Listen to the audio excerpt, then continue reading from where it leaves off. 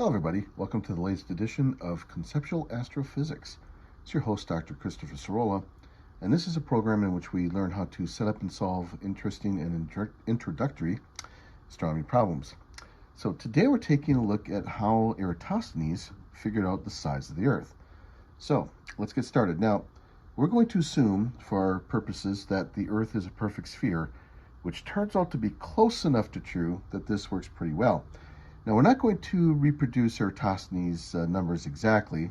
We'll do a little bit of a different spin on that, but it's the same general process of how to figure it out. So let's go through the questions then. Let's imagine there are two cities along a direct north-south arc or line of longitude, and they're 2,000 kilometers apart. If you prefer, 1,250 miles apart would also be true. On Midsummer's Day at local noon, shadows from vertical poles or buildings cast by the sun are 8 degrees to the vertical of the southern city and 26 degrees in the northern city. Let's estimate the circumference and radius of the Earth.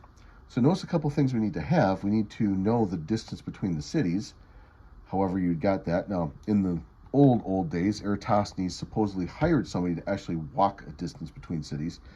We can do a little bit better these days, of course. We can drive or look on a map. And he also noted the angles that of the shadows that were cast when the sun was at high noon at Midsummer's Day at local noon. Now, remember your definitions. Local noon is not necessarily noon on an actual, say, clock, right? Local noon is when the sun is at its highest point in the sky for your individual locality. So keep that in mind, that that's what we're talking about. So let's go ahead and get started. Now, for reference's sake, I have drawn a big circle to represent the Earth and the little X at the center. And here are rays of incoming sunlight. Now, the sun is so far away, and this was considered true in Eratosthenes' day and is close enough to truth that this works very, very well, that the rays from the sun are more or less coming in parallel. And at 93 million miles away, this works pretty well.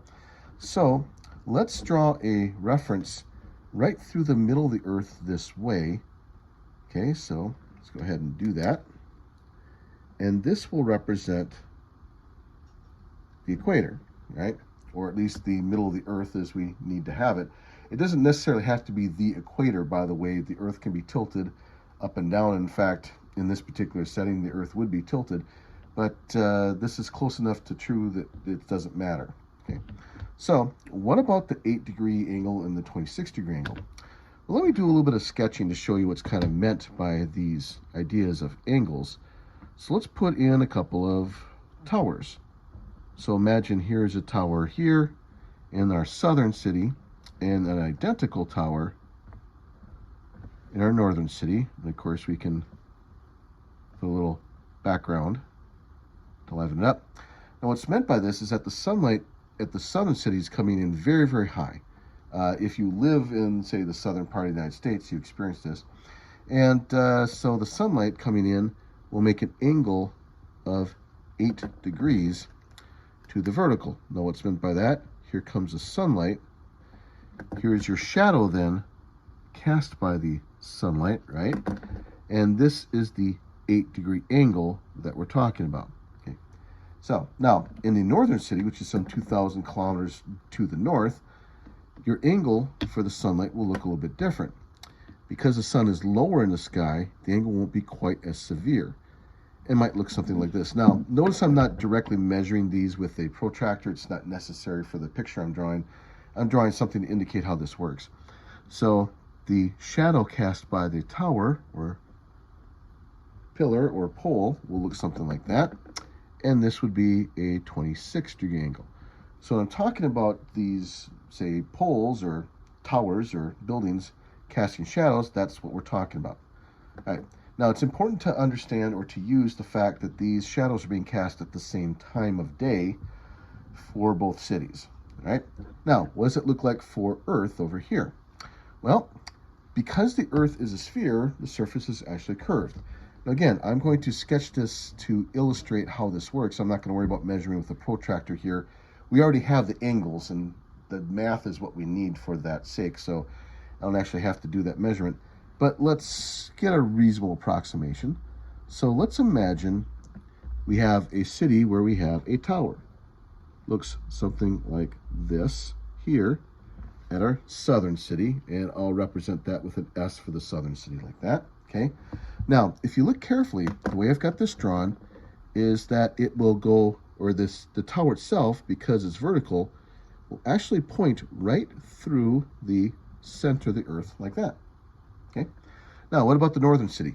Same kind of idea, and again, I'm not worried about measuring the angles for purposes of our picture here today. I'm just sketching the basic idea, but again, here's a northern tower. I'll put an N to represent that idea, and then the tower itself, again, points towards the center of the Earth. And if you look carefully, both of these lines end up crossing each other at the very center. So this angle that the shadow casts at the southern tower is also therefore the same as this angle. So there's our 8-degree angle right there. The northern tower casts a shadow here. That also is this angle here. So the 8-degree angle like that, 26-degree angle that way, okay? Which means what? Means that if we compare north versus south, 26 minus 8 is 18, right? So there's an 18-degree angle between the two cities, right? So that is the part of the circle, angle-wise, that the whole distance between north and south cities will subtend, right? That's only a part of the whole circle, though, right? So how much of the circle does that count for? Okay, well, how much is a full circle? A full circle, as we all remember, is 360 degrees. So a full circle, let's write it down, so let's make it real obvious. A full circle is 360 degrees. So the fraction of the circle that counts, that we've gone from, say, south to northern city, or vice versa, the fraction is 18 degrees over 360, like that. And if you do a little bit of math, you can see that 18 over 36 is 1/2. The extra 0 means it's 1/20. So it's 1/20 of a full circle.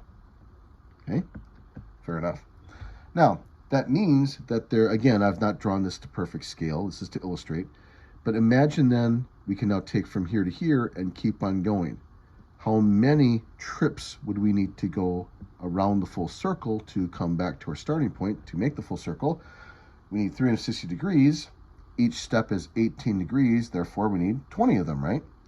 Well, how much distance do we travel to get from here to here? We travel a true distance, a physical distance of 2,000 kilometers. So 2,000 kilometers is also part of the circle or sphere and subtends or covers this 18-degree angle, or 1/20th of the circumference.